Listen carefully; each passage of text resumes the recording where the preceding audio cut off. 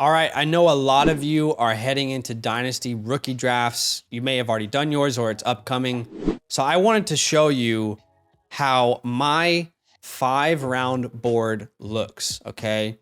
If I was to make every pick purely based off of best player available, then this is how my board would look. So I'm going to take you through each round and I'm going to show you what it would look like. So let's look at round 1. Now this is super flex, not tight end premium, okay? 12-man super flex, not tight end premium. At the 101, I think Breece Hall is locked in there. I'm not worried about Michael Carter. You can let me know in the comments below if you are, but I think this offense got a lot better. I think there's more playmakers. The defense got better as well. And I think Breece Hall is the type of talent to help change an offense. At the 1-2, now look, here's what I'll say. After Breece Hall at the 1-1, I genuinely think there are 7 players that you could justify drafting at the 1-2, genuinely. So between Burks, Walker, Olave, London, Wilson, Pickett, and Jameson Williams, I think they all can make a very good case for being the 2nd overall pick. So what does that tell us?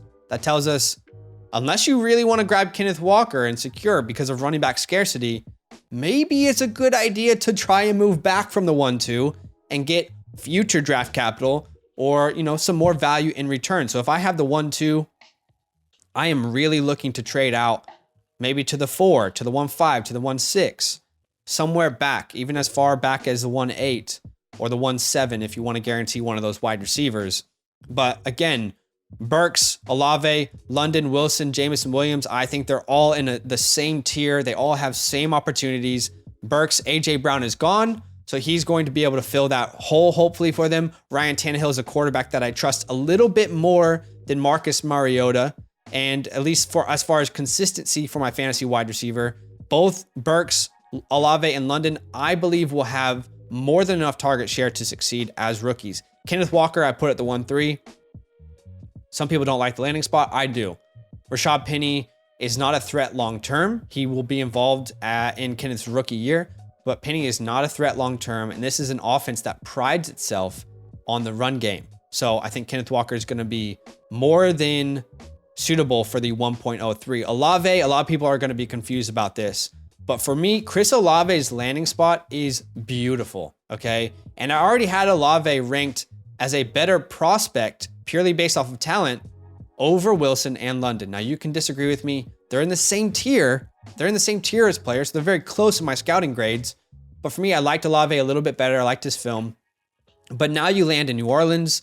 This is a good defense, so they'll have the ball. Jameis Winston, who has already proven that he can make multiple top 12 fantasy wide receivers, and Olave and Michael Thomas pair so well. This is going to be a very efficient offense. Michael Thomas and Olave are not competing for targets. They are helping each other.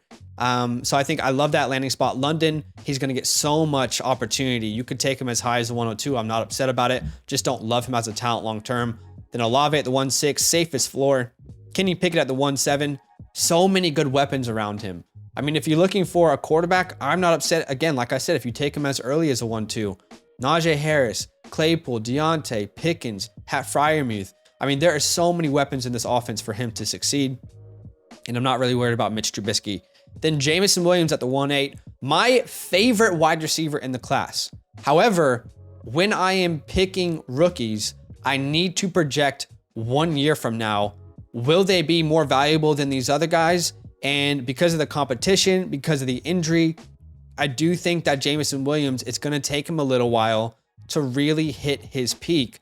So this is a player here that I personally think that I'm either taking at the 108 or in 6 months from now or in 1 year from now, I'm going to trade low for him because I do think it's going to be a slow burn. Sky Moore at the 1-9, I have him over Watson. I think Watson has a lot that he needs to improve on.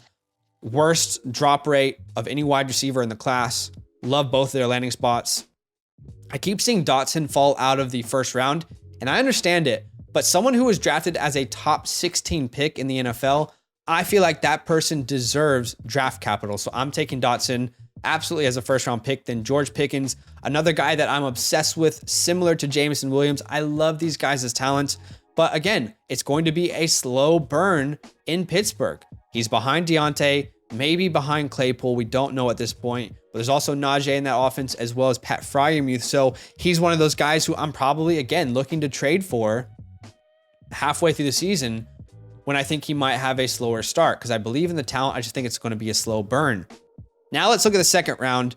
At the 2-1, you might not like this, but I loved Alec Pierce as a prospect, and I loved his landing spot. You're telling me that he goes to an offense that, similar to Chris Olave, both of these wide receivers are going to help each other get open, and there's not enough there to say that they're hurting each other's target share. They're both necessary. Connected to a quarterback in Matt Ryan, who has shown that he can produce multiple top 7 finish wide receivers. I love the landing spot. So I think it makes a lot of sense. James Cook at the 2-2. A lot of people are going to have him higher than this. For me, James Cook as a talent, I don't think he's big enough. I don't think he's strong enough. I don't think he's talented enough to be a true workhorse running back in the NFL.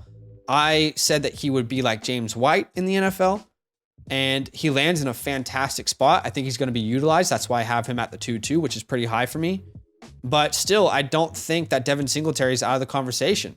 I see this as a true split workload between Cook and Devin Singletary. And the Bills offense has shown that it continually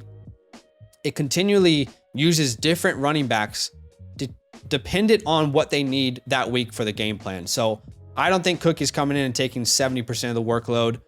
I do think Singletary is definitely going to be involved. Mechie at the 2-3. I love the landing spot. I think he fits really well there.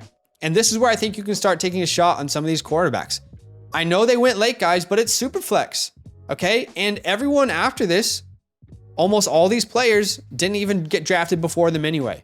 So people keep saying that you shouldn't draft these quarterbacks in the second round, but all the players that you're going to draft have been, because of their draft capital, but all the players after them have probably been drafted later, if not in the same round. So to me, I think all 3 of these guys have a shot to be a starter as a rookie. Malik is the least likely. Ritter and Corral do have a real shot to be a starting quarterback as a rookie. And in a super flex league, this is where I think risk reward lines up. Okay. Dameon Pierce at the 2-7, Rachaad White at the 2-8. Love both of their talents. And I think they have opportunities. Dameon Pierce more so, right? He has a more clear path to opportunities.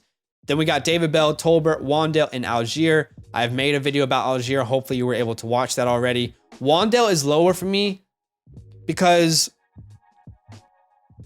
originally I thought that they were planning on trading Kadarius Toney, but then Daboll comes out and talks about how he's so excited to use both of them in the offense, and I just don't see how that works.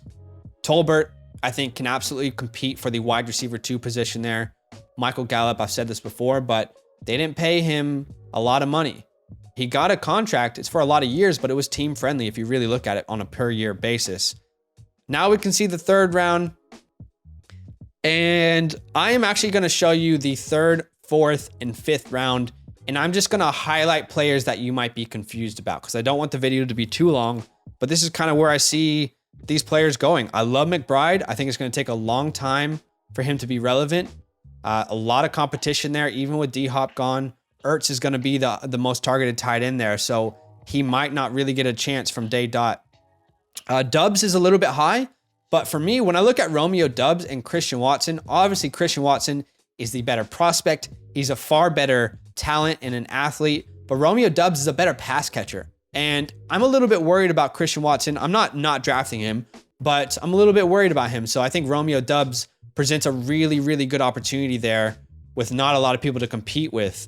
And I think he could be one of the surprises. Tyquan Thornton here. This is pretty early for a lot of people, but he got 2nd round draft capital. I can't ignore the 2nd round draft capital at some point. Beatty is a little bit early, but I loved his landing spot. And I think he instantly becomes an RB3 there with opportunities. Velus Jones Jr. Again, I can't ignore the draft capital. He lands in a spot that is relatively good. Not a lot of competition for target share. I think they could use him in some different ways, so I'm taking him there. Then I think you can take Sam Howell at the 3-9.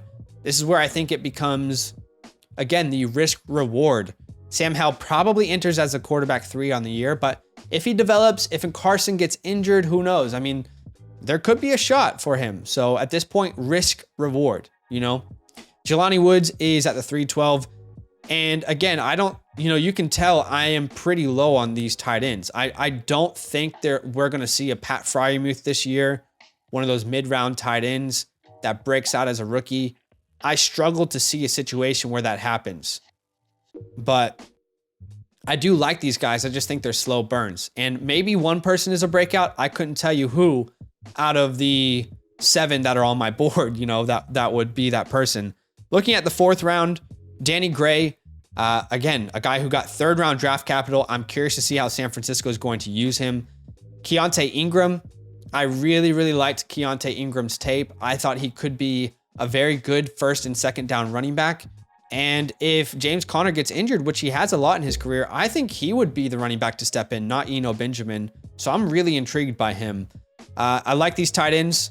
Eric Iguodala, I'm not saying that right, but big body, probably their Devontae Parker replacement, going to be buried in the depth chart. But again, the draft capital, 3rd round draft capital, I think he needs to be drafted in the 4th rounds. Justin Ross just signed with the Chiefs. I really loved Justin Ross as a prospect. Was disappointed that he didn't get drafted, but we'll see. I mean, at the end of the 4th round, I think he's a good talent in a good spot, maybe to prove himself.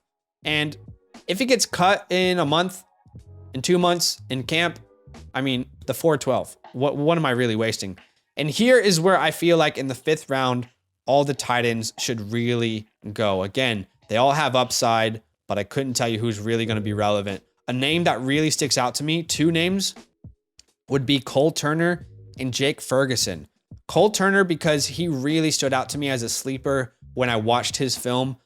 Big body, really tall basketball player. In the red zone, can be used in a lot of different ways. So this is some Cole Turner. It wouldn't surprise me if Cole ends up getting 5 touchdowns as a rookie. Something like that. That wouldn't surprise me. That doesn't sound like much, but as a 5th round pick, that's very intriguing.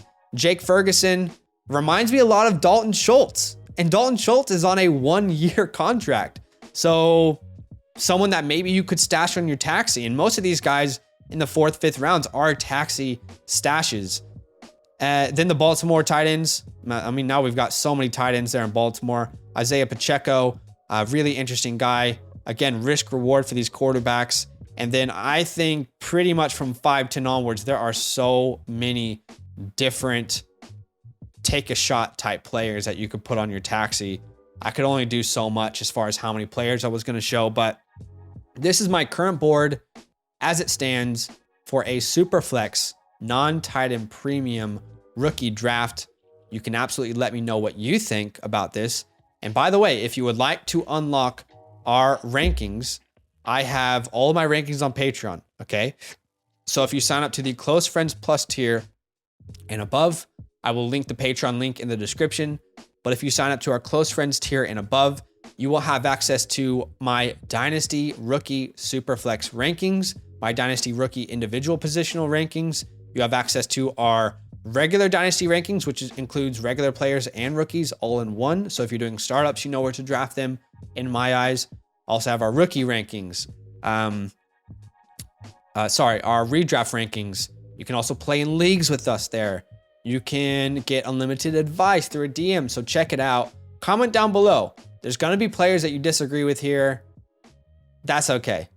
Let me know who it is. Yo, what's good? Thanks for watching. We got a lot more videos. A lot more. If you want more videos. Watch it. You can also subscribe. Right now. If you want to. You need to. And lastly, don't forget that you can sign up to support the show and get exclusive content by going to patreon.com/fantasylandfam.